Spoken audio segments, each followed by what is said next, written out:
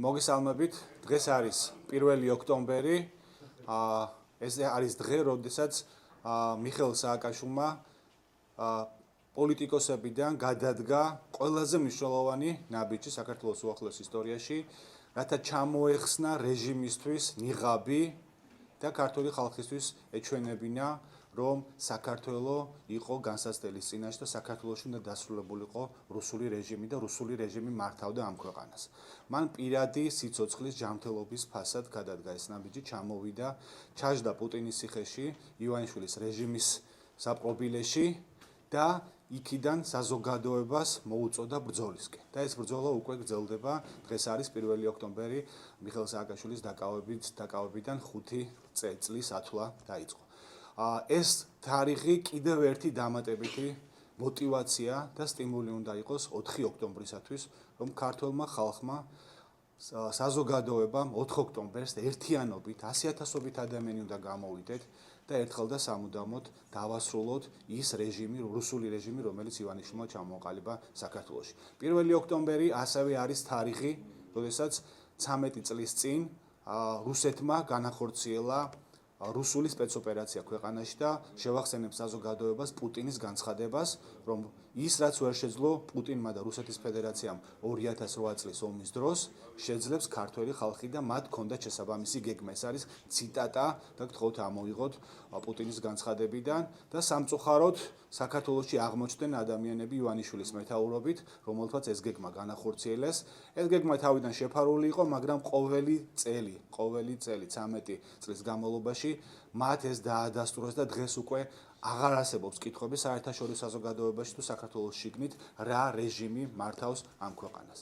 ეს მოვლენაც, ეს თარიღიც კიდევ ერთი დამატებითი სტიმული უნდა იყოს, რომ ხალხი გამოვიდეთ 4 ოქტომბერს 100,000-ობით ადამიანს შეუძლია ქვეყანა შემოაბრუნოს ევროპისკენ და ვიზეიმოთ ერთად ხალხის გამარჯვება ამ ქვეყანაში.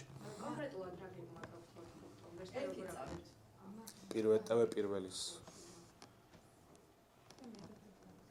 დაკავებულია ლაგი კაპიტალის მოქმედი დირექტორი ხელშეკრულების გაფორმების დრო ემთხვევა ზარქოსიძის მეწილოობის დროს. რას ნიშნავს?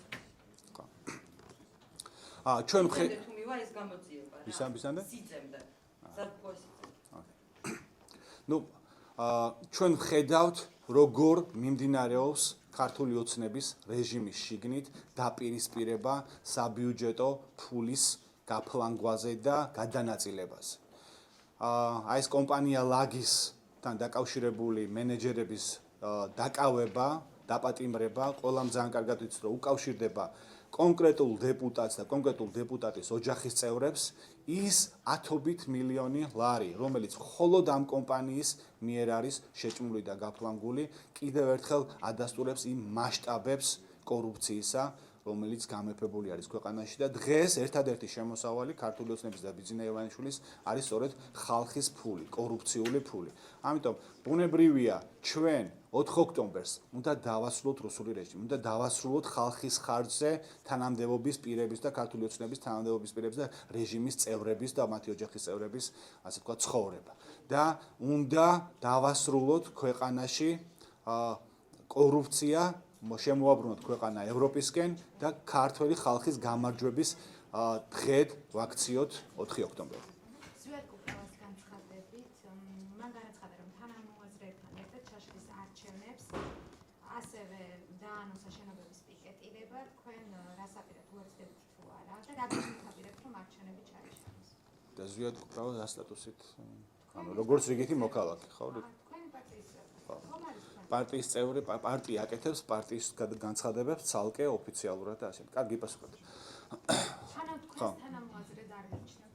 რა თქმა უნდა, ჩვენი პარტიის წევრი არის და ეს არის მისი რიგითი გადაწყვეტილება კონკრეტულ საკითხთან დაკავშირებით. კი ბატონო. 4 ოქტომბერი არის რუსული სპეცოპერაციის, მორიგი რუსული სპეცოპერაციის დღე, როდესაც ქართულ ოცნებას რამენაირად ჭირდება ლეგიტიმაციის მოპოვება საზოგადოების შიგნით და საერთაშორისო პარტნიორებთან, რომ ქვეყანაში რაიმე სახის რაღაც საარჩევნო პროცესი მიმდინარეობს. ეს ჭირდება ქართულ ოცნებას.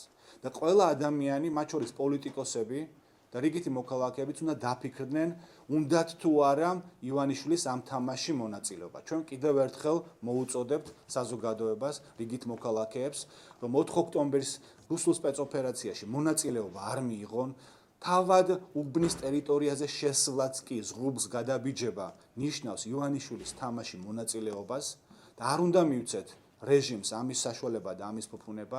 არის მოსაზრებები, რომ მივალ და ყველას გადავხაზავთ, ან ოპოზიციური ხმები არ უნდა დაიკარგოს. არ არსებობს არჩევნები, არ არსებობს ოპოზიციური ხმები.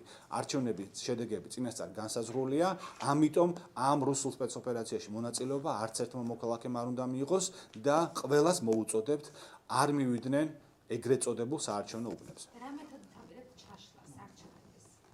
ხო, ჩვენ ამაზე განცხადება არ გაგვკვეთებია, არც ჩაშლაზე და არც ვაშლაზე. აი როგორც უბრალოდ განაცხადა უბნებს რომ შეუჭრათ ეს შვიდობიანი პროტესტის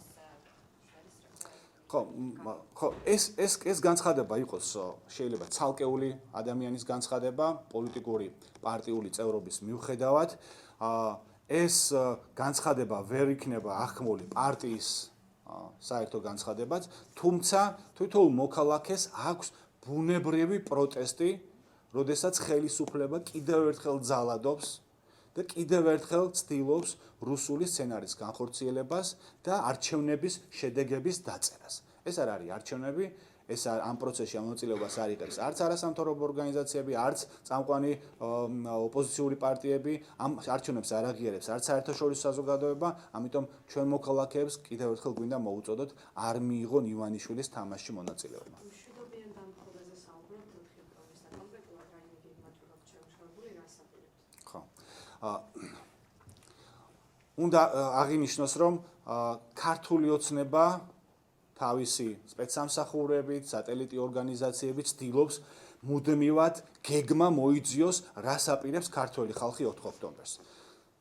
საწინააღმდეგო შემთხვევაში ჩვენ გუშინ დავდეთ გეგმა, რას აპირებს ქართული ოცნება და როგორ ემზადება კიდევ მორიგჯერზე ქართულ ხალხზე ძალადობისთვის, მაგრამ თავადაც აღნიშნავენ, რომ მათი შინაგან საქმეთა სამინისტროს მიერ დადებული გეგმა ვერ იმუშავებს და არ იმუშავებს თუ საქართველოს ქუჩებში, თბილისის ქუჩებში გამოვა 100,000-ობით ადამიანი. ამიტომ ჩვენ მოუწოდებთ საზოგადოებას 4 ოქტომბერს 100,000-ობით გამოვიდეთ საქართველოს დასაცავად, საქართველოს დასაბრუნებლად, საქართველოს შემოსაბრუნებლად ევროპული ორბიტისკენ. ამიტომ ეს დღე უნდა ვაქციოთ ქართველი ხალხის გამარჯვების და ზეიმის დღეს და მოუწოდებთ ყველას გამოვიდეთ რუსთაველზე 4 ოქტომბერს.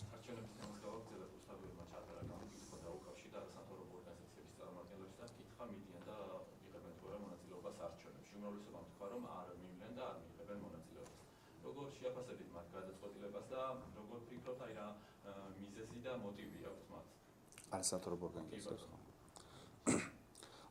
ცალსახა და ერთნიშნულოვანი არის, რომ საზოგადოების ჯანსაღი ნაწილი და აბსოლუტური უმრავლესობა ეგრეთ წოდებულ არჩევნებს, თვითმმართველობის არჩევნებს, რომელიც ივანიშვილმა უნდა რომ მოაწყოს 4 ოქტომბერს, აბსოლუტური დელეგიტიმაცია მისცა. საზოგადოებას არ აქვს ნდობა, არ აღიარებს ქართული ოცნების ხელისუფლებას, რომელმაც 1 წლის წინ დაწერა არჩევნების შედეგები მის სასარგებლოდ საპარლამენტო არჩევნების დროს, მას შემდეგ გრძელდება ქართული ხალხის პროტესტი და 300 დღეზე მეტი არის ეს პროტესტი მიმდინარეობს და ბუნებრივია, იქნება ეს არასამთავრობო ორგანიზაციების წარმომადგენლები, პოლიტიკური პარტიები, რიგითი მოქალაქეები, მათთვის ერთმნიშვნელოვანი და ცხადი არის, რომ არჩევნებში მონაწილეობა ამ რუსულ სპეცოპერაციაში მონაწილეობა არ უნდა მივიღოთ და არ უნდა მივცეთ ივანიშვილის რეჟიმს ლეგიტიმაციის საფუძველი. იმავდროულად გავითვალისწინოთ ჩვენი საერთაშორისო პარტნიორების დამოკიდებულება ამ პროცესის მიმართ. ყველამ კარგად ვიცით, რომ არც ერთი საერთაშორისო ორგანიზაცია და სადამკვირვებლო ორგანიზაცია მონაწილეობას არ ღებულობს ამ პროცესში და არ აღიარებენ ამ არჩევნებს. ამიტომ კიდევ ერთხელ მოქალაქეებს მოუწოდებთ არ მივიდეთ ეგრეთ წოდებულ საარჩევნო უბნებში და არ მივცეთ ივანიშვილის ლეგიტიმაცია არჩევნებში, თუნდაც მისვლითაც კი. აი მათ შორის არიან ახსენეთ თქვენ სადამკვირვებლო ორგანიზაციები, რომლებიც უშუალოდ შეიქმნენ არჩევნების დასაკვირვებლად. აი სად უნდა იყვნენ არჩევნების პროცესში თუ არჩევნებს ნაკურდებოდნენ? ხო. არასამთავრობო ორგანიზაციები ისვედი იქნება თუ სხვა საპასუხისმგებლო არასამთავრობო ორგანიზაციები ამ სფეროში ამ პროცესს არ უყურებენ როგორც არჩევნებს. არა მარტო არასამთავრობო ორგანიზაციები, პოლიტიკური პარტიები, საერთაშორისო პარტნიორები, ეს არ არის არჩევნები. მაშინ, როდესაც ამ ერთი წლის განმავლობაში საარჩევნო გარემო და კანონმდებლობა კიდევ უფრო მეტად თავზე მოერგო ქართულმა ოცნებამ მათი ერთპარტიული ეგრეთ წოდებული პარლამენტის გადაწყვეტილებებით. მაშინ, როდესაც საერთაშორისო ორგანიზაციები და პარტნიორები ჩვენი არ თანამშრომლობენ და არ აღიარებენ ქართული ოცნების რეჟიმს და მათ თანამდებობის პირებსაც კი არ ხვდებიან. ბუნებრივი ეს არჩევნებად ვერ ჩაითვლება, ამიტომ მათი შეფასება, გადაწყვეტილება სამართლიანი არიან, ისინი არჩევნებს აკვირდებიან და არა არჩევნების სიმულაციას. და ამასთან დაკავშირებით რაც კითხავს კიდევ ერთს, რომ მათ ხშირად ხედავთ ხოლმე აქციებზე. ერთი მხრივ ეს აქციები არის მშვიდობიანი მმართველი გუნდისთვის ძალადობრივი. ხომ არ არის ცუდად ისახება მათ იმიჯზე, თქვათ ამ აქციებში და ხო არის პოლიტიკური განაცხადი ან მონაწილეობა პოლიტიკურ პროცესებში მათი მხრიდან. ხო. საზოგადოებას უნდა ესმოდეს და თქვენც უნდა გაიგოთ, რომ და ხედავთ კიდეც, რომ ამ ერთი წლის განმავლობაში ქართული ოცნებამ ომი გამოუცხადა არასამთავრობო ორგანიზაციებს. მიიღო რუსული კანონმდებლობა და რუსული კანონმდებლობის მეთოდებით ებრძვის ქვეყანაში განსხვავებულ აზრს. არასამთავრობო ორგანიზაციების საქმიანობა ზღუდავს ფინანსური კუთხით, აპატიმრებს მათ წევრებს, ასანქცირებს, ჯარიმებს ადებს და ასე შემდეგ. ამიტომ ბუნებრივი ამ ადამიანებს აქვთ ბუნებრივი პროტესტი ქვეყანას შექმნილ რეჟიმთან მიმართებაში. პოლიტიკურ ვითარებასაც კი არ დავარქვით ამას. პოლიტიკური, ასე ვთქვათ, ავტოკრატული რეჟიმით ჩამოაყალიბეს. ამიტომ ყველა ადამიანს აქვს ეს გამოხატვის თავისუფლება, პროტესტში მონაწილეობის უფლება და ისინი მიიღებენ თუ არა მონაწილეობას ამ თუ იმ საპროტესტო აქციაში, ეს მათი გადასაწყვეტია და არანაირად არ აისახება მათ, ასე ვთქვათ, საქმიანობაზე და რეპუტაციაზე. და ამაზე თემაზე გითხავს ბოლოს. გასაგებია ეს თემა პოლიტიკური გონია არა პოლიტიკური შეფასებები. გასაგებია, თუმცა თუ შევხედათ დემოკრატიის თვალსაზრისით, ხომ არ არის ეს დემოკრატიისთვის მნიშვნელოვანი არჩევნები, ხო? აი ამ ასე ვთქვათ ბერკეტის დაკნინება, შესუსტება საზოგადოების თვალშიც, რომ არიძებენ მონაწილეობას. აი ამ კუთხით რო გითხრათ დემოკრატიის როგორ. ესე იგი, თქვენ ვერ აფასებთ აი მოდუს მათი გადაწყვეტილების და პოზიციას. თქვენ მუდმივად საუბრობთ არჩევნები, დემოკრატია და ამ ქვეყანაში დემოკრატია გააუქმა ივანიშვილმა, როდესაც საპარლამენტო არჩევნები მანამდეც არ აკლებდა და 22 წლის საპარლამენტო არჩევნები უბრალოდ დაწერა. და ბიულეტინები ადამიანებს შემოახაზა, გააფერადებინა და ღიად გახადა ფარული არჩევნები, ღია არჩევნებად ჩაატარა. ამ პროცესიდან დაიხურა ქვეყანაში დემოკრატიაც, არჩევნებიც, მდგომარეობა კიდევ უფრო დამძიმდა ამ ერთ წლის განმავლობაში, ამიტომ თქვენი კითხვა რელევანტური იქნებოდა, როცა დემოკრატიული ქვეყანა არის, როცა პროცესები დემოკრატიულია, გამჭვირვალეა, არჩეული ხელისუფლება არის და ამ ხელისუფლებას ეს ცალკეული არასამთავრობო ორგანიზაციები პოლიტიკური შეხედულებების მიხედვით ებრძვიან. ეს სხვა შემთხვევა არის, მაგრამ აქ დღეს რეალობაში გვაქვს ის, რომ არც დემოკრატია არის, არც არჩევნები არის. არც არასამთავრობო ორგანიზაციები აღარ არსებობენ, იმიტომ რომ მათ ომი გამოუცხადეს ოფიციალურად ერთი წელია ებრძვიან. ამიტომ ამ ვითარებაში, რეჟიმის ვითარებაში ვერანაირ არჩევნებს და ვერანაირ სადამკვირვებლო ორგანიზაციების საქმიანობას საუბარი ფიზიკურად ვერ იქნება. მიიღონ მონაწილეობა მაშინ დამკვირვებელ მისიებმა და ასახონეს რეალობა, რაზეც საუბრობთ. რეალობა ასახულია და არჩევნების დღე, არჩევნების დღე და საარჩევნო კამპანია არ შემოისაზღვრება ერთვიანი პერიოდით და არჩევნების კენჭისყრის დღით.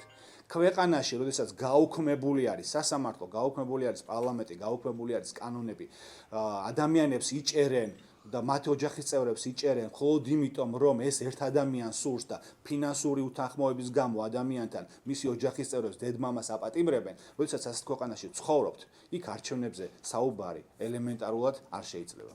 ბიძინა ივანიშვილის განცხადებასთან დაკავშირებით კითხავთ ის ამბობს, რომ 4 ოქტომბერს არის საფრთხე გადატრიალების. თუმცა ამავდროულად საუბრობს, რომ 4 ოქტომბერს ისინი გაიმარჯვენ. ამ განცხადებას როგორ შეაფასებთ? ბიძინა ივანიშვილმა საერთოდ პოსტიდან. განცხადება ბიძინა ივანიშვილი კიდევ ერთხელ აღიარებს საქართველოს ისტორიაში 4 ოქტომბრის მნიშვნელობას და ქართველი ხალხის გამარჯვების შიში აქვს მას. ეს შიში მან დაადასტურა, როდესაც მისი ბრძანებით დინარაძემ ლევან ხაბეიშვილი დააპატიმრა. სწორედ 4 ოქტომბრის შიშით და კიდევ ერთხელ დადასტურდა ეს დღევანდელ მის განცხადებაში, რომ 4 ოქტომბერი არის მნიშვნელოვანი თარიღი, 4 ოქტომბერი ქართულმა საზოგადოებამ უნდა აჩვენოს გადააქციოს ქართველი ხალხის გამარჯვების, ივანიშვილის გამარჯვების კი არა, ქართველი ხალხის გამარჯვების დღედ. ამიტომ 100,000-ობით ადამიანი უნდა გამოვიდეთ და დავასრულოთ აი ეს 13 წლიანი ცრუ რუსული მმართველობა, რომელიც მან შექმნა ამ ქვეყანაში. ამასთან დაკავშირებით წერილში აღნიშნულია, რომ შეჯამებულია გადაწერილი მიეძღვნა 13 წელს ქართული ოცნების, რომ ქართულმა ოცნების პირობებში საქართველოში არის მშვიდობა, იყო პერიოდი სამეცნიეროდ ზოგადად მსოფლიოში, ომები, დაძაბულობის ასე შემდეგ და ამ პირობებში შეინარჩუნა ქვეყანა მშვიდობა, პარალელურად განვითარდა ეკონომიკა. კი. ხო, 13 წლიანი მმართველობის პერიოდში ივანიშვილის რეჟიმის საქართველო მშვიდობიანად ჩაბარდა რუსეთის ფედერაციას. დღეს საქართველო მოიაზრება რუსული გავლენის სახელმწიფოდ, ისე როგორც ბელორუსი და სხვა სახელმწიფო, სირია, მანამდე სირია იყო და სხვა სახელმწიფოები. ამიტომ ეს პერიოდი ვერ ჩაითვლება საქართველოს ისტორიაში ქართული საზოგადოების, ასე თქვათ, განვითარების წლებად, იმიტომ რომ ამ წლებში ქვეყანამ პრაქტიკულად დაკარგა სუვერენიტეტი, ჩამოეკიდა რუსეთის ეკონომიკას, რუსული გავლენები კიდევ უფრო გაიზარდა ამ ქვეყანაში, ამიტომ 4 ოქტომბერს არის თარიღი, როდესაც ქვეყანა უნდა შემოვაბრუნოთ ევროპისკენ. როდესაც 4 ოქტომბერი ქართული ხალხის გამარჯვების დღედ ვაქციოთ და კიდევ ერთხელ მოუწოდებთ, სწორედ ივანიშვილის ამ განცხადების საპასუხოდ 100,000-ობით ადამიანი გამოვიდეთ რუსთაველზე 4 ოქტომბერს და გავიმარჯვოთ საქართველოსთვის. მშვიდობა არ არის და ამ თვალსაზრისით კითხავთ, როცა ამბობთ, რომ ჩამოშლილიაო, ვაფხობთ ამასებს. აი, საერთაშორისო ორგანიზაციებისგან არის დადებითი შეფასება. ბოლო პერიოდში მოვისმინეთ არაერთი ევროკომისიის დასკვნა, რომ მაგალითად დანაშაულის მახვის ინდექსი, მთავრობის მუშაობის ინდექსი, ასე დადებითი შეფასება იყო ევროკავშირის მასშტაბით 20 ევროში ხდებოდა საქართველოს და ხშირ შემთხვევაში შეიძლება 5 ევროში შეცვლა. ხო, მოდით, ხო, გასაგებია. რატო არის გაცილებით თქვენი შეფასება და ეს არა, აცდენილი არ არის. ნახეთ. სტატისტიკებით და გამოკითხვებით მანიპულირება მნიშვნელოვანი ვერ იქნება, როდესაც არსებობს ქვეყანაში შექმნილი ვითარება, როდესაც არც ერთი სერიოზული საერთაშორისო პარტნიორი არ თანამშრომლობს ქართულ ოცნებასთან ივანიშვილის რეჟიმთან. ხელს არავინ არ ართმევს საერთაშორისო ასპარეზზე. საერთაშორისო ასპარეზზე ქვეყანა მოიაზრება რუსეთის ვასალ ქვეყნად. როდესაც პრემიერ-მინისტრს არავინ არ ხვდება, იმიტომ რომ ყველა მიცის რომ ის ქართული ხალხის და საქართველოს პრემიერ-მინისტრი კი არ არის ივანიშვილის თანაშემწე დანიშნული კონკრეტულ თანამდებობას. ქვეყანაში, როდესაც არ არსებობს სუვერენიტეტი, როდესაც ხალხის მმართველობა არ არის ქვეყანაში, რაც არ უნდა მშვიდობა იყოს, კი, ნამდვილად კარგი არის და არც არავინ არ აპირებს და ეს იყო რუსული ნარატივი არის ქართული ოცნების, რომ თურმე ვიღაცა აპირებს საქართველოს ომში ჩათრევას და ასე შემდეგ და ამით კვებავენ საზოგადოებას და ამას ატყუებენ საზოგადოებას. არავინ არც ომში ჩათრევას უპირებდა ქვეყანას.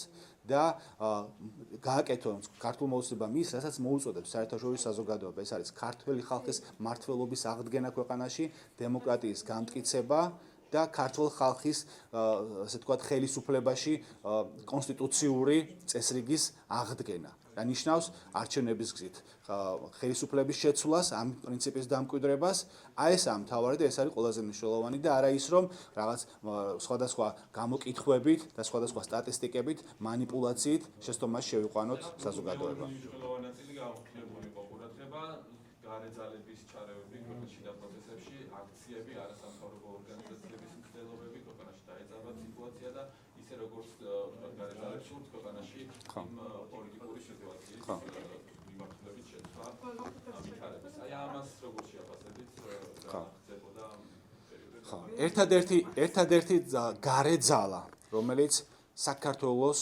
დღეს აიძულებს, რომ მიაროს თავისი ეროვნული ინტერესების საწინააღმდეგოდ. ეს არის რუსეთის ფედერაცია, ეს არის პუტინი და ივანიშვილი. აი ეს არის ყველაზე მნიშვნელოვანი საგარეო ძალა, რომელმაც ქვეყანაში ამოატრიალა ვითარება, ერთდროს წარმატებული დემოკრატიული ქვეყანა, რომელიც ევროსაბჭოს ნომერ პირველი კანდიდატი იყო წევრობის თვალსაზრისით, დღეს არის რუსულ ორბიტაზე და რუსეთის ვასალად გამოცხადებული და ივანიშვილის რეჟიმს არავინ ხელს არ ართმევს საერთაშორისო საზოგადოებას. აი ეს არის გარეძალა, რომელმაც ქვეყანაში დაამკვიდრა ავტოკრატიული რეჟიმი და ეს ძალა და ეს რეჟიმი უნდა დასრულდეს 4 ოქტომბერს ქართველი ხალხის გამარჯვებით. დავასრულოთ. იმედს აკითხეთ 11-იანი გამოშვება. უფროსებს დაუთმეთ. ქრონიკის ექსკლუზიური ინფორმაციით 29 სექტემბერს საქართველოში USAID-ის მისიის ოფისის ყოფილ თანამშრომლებს ჩაირიცხათ თანხა. ეს სოლიდარული თანხა კი საპენსიო თანხად შენიხვეს. ისევე როგორც ახალი სქემის მონაწილე უნივერსიტეტების და შეპოსლების ეს თანხა ჩარიცხულია ბანკიდან. რას გეუბნებათ ეს ჩარიცხვა, ანუ შეაფასოთ? ეხლა გავწევდა? ხო. საზოგადოებამ იცის, რომ ქართულმა ოცნებამ ივანიშვილის რუსულმა რეჟიმმა ბრძოლა გამოუცხადა ჩვენ საერთაშორისო პარტნიორებს, საერთაშორისო ორგანიზაციებს, არასამთავრობო ორგანიზაციებს, პრაქტიკულად აკრძალა მათი საქმიანობა, ფინანსურად შეზღუდა საქმიანობა და ბევრმა ორგანიზაციამ დახურა, ასე ვთქვათ, თავისი ოფისები, თავისი წარმომადგენლობები ქვეყანაში. ეს მიღებული საერთაშორისო პრაქტიკა, როდესაც ოფისი იკეტება, წარმომადგენლობა იკეტება, შესაბამისი ფინანსური ვალდებულებების საბოლოო ანაზღაურება ხდება თანამშრომლებთან. სავარაუდოდ საქმე გვაქვს სწორედ აი ამ ვალდებულების შესრულებასთან, როდესაც და ეს ყოველთვის მიღებული იყო საერთაშორისო ორგანიზაციებში, როდესაც საპენსიო თანხის დაგროვება ხდება, კონტრაქტის შეწყვეტისას თანამშრომელს აქვს უფლება საპენსიო თანხა უკან დაებრუნოს და ალბათ სავარაუდოდ ამასთან გვაქვს საქმე, რაც რის დასკვნას გამოტანაც შეიძლება თქვენი კითხვიდან. ბატონო ლევან, პრემიერის განცხადებას როგორ შეაფასებთ დაანონსებული რევოლუცია, მან კრახი უწინასწრაფოდ ყოლა და ასევე აღნიშნა, რომ იმაზე მეტი ადამიანი შეიძლება კისოსებს მიღმა აღმოჩნდეს ვიდრე ადრე. აი თქვენ რა დაინახეთ პრემიერის ამ განცხადებაში და როგორ შეაფასებთ? ნუ პრემიერის ეს განცხადება მხოლოდ ერთ რამეზე მეტყველობს. ეს არის შიში. შიში იმისა, რომ 100,000-ობით ადამიანი გამოვა რუსთაველზე 4 ოქტომბერს და ამ 4 ოქტომბერს ამ დღეს გადააქცევს ქართული ხალხის გამარჯვების დღედ. იმიტომ რომ ყველა ხედავთ, რომ ამ ქვეყანაში არ არსებობს არც პრემიერ-მინისტრი, არც პარლამენტი, არც სასამართლო. ეს ქვეყანა იმართება მხოლოდ ერთი ადამიანის ნებასურვილით, ეს ნებასურვილი ფორმირდება რუსეთის ფედერაციაში, ქვეყანა გადაიქცა რუსული ავტორიტარული რეჟიმის, ასე ვთქვათ, ასპარეზად, ამიტომ 4 ოქტომბრის დასრულება იქნება გამარჯვების დასრულება იქნება ქართველი ხალხის გამარჯვების დღე. და იმ შემთხვევაში თუ ხალხის ეს რაოდენობა არ გამოვა, შემდეგ რა არის? მე რე ვისაუბრებ? ხო, ხვალე მიფიქროს ხვალიზაო.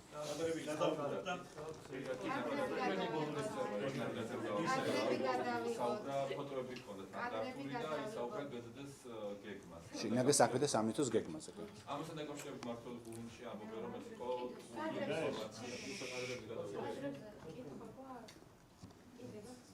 ყველი ინფორმაცია. და ამასთან დაკავშირებით საიდან გაქვს ეს გეგმა, იმიტომ მართლაც გულში ამბობენ, რომ გეგმა დამტკიცებული გასაგებია დეპარტამენტში. ხო, შინაგან საქმეთა სამინისტრო და სახელმწიფო უსაფრთხოების სამსახური უახლოესი თვეების განმავლობაში ეძებენ რა გეგმა აქვს ოპოზიციას და რა გეგმა აქვს ქართულ ხალხს 4 ოქტომბერს და ჩვენ გუშინ დავდეთ რა გეგმა აქვს შინაგან საქმეთა სამინისტროს. როგორ აპირებენ ისინი ქართველი ხალხთან ძალადობას და ძალის გამოყენებას. 100,000-ობით გამოსული ადამიანი ამ გეგმის განხორციელების საშუალებას არ მისცემს ძალადობრივ რეჟიმს. ეს გეგმა ვერ იმუშავებს თუ ქუჩაში გამოვა 100,000-ობით ადამიანი. ამიტომ შეიძლება დღეს ქართულმა ოცნებამ უარყონეს ცნობები, მაგრამ ფაქტი არის, რომ უახლოესი თვეებია, რაც ქართული ოცნება შიდა დაპირისპირებების გამო რღვევის პროცესში არის, ეს ინფორმაციები გამოდის. გითხარით, რომელი ინფორმაცია, რომელიც ლევან ხაბეიშვილმა და ნაციონალურ მოძრაობამ დადო და წინასწარ განაცხადა, რომელი ინფორმაცია არ გამართლა. ყველა გამართლა, ის დაჭერები, რომელიც განხორციელდა, ყველა წინასწარ დაანონსებული ქონდა, იმიტომ რომ ეს ინფორმაცია გამოდის თავად ქართული ოცნების რიგებიდან. შინაგან საქმეთა სამინისტროს თანამშრომლები ამ გეგმას ჩვენ გვიგზავნიან, მაგრამ ისინი არ აპირებენ ამ გეგმის განხორციელებას, იმიტომ რომ ისინი არ აპირებენ ქართულ ხალხთან ბრძოლას და აი ამ დაპირისპირებას შესვლას, იმიტომ რომ ამ ერთმა წელიწადმაც აჩვენა, რომ ქართული ოცნება რეალურად არის რუსული რეჟიმი ამ ქვეყანაში და არავის არ სურს რუსული რეჟიმის მონობა. ირაკლის შაშმელში ეკუთვნის ეს გეგმაო, ამობენ მარტო გულში თქვენ რას ფიქრობთ, თუ გაქვთ ინფორმაცია და ზოგადად მის ჩართულობაზე რას მეგოჩი? ამ ინფორმაციას არ ვადასტურებ. და ზოგადად ირაკლი შაიშმელაშვილთან დაკავშირებით მის ჩართულობაზე მას საერთოდ არანაირი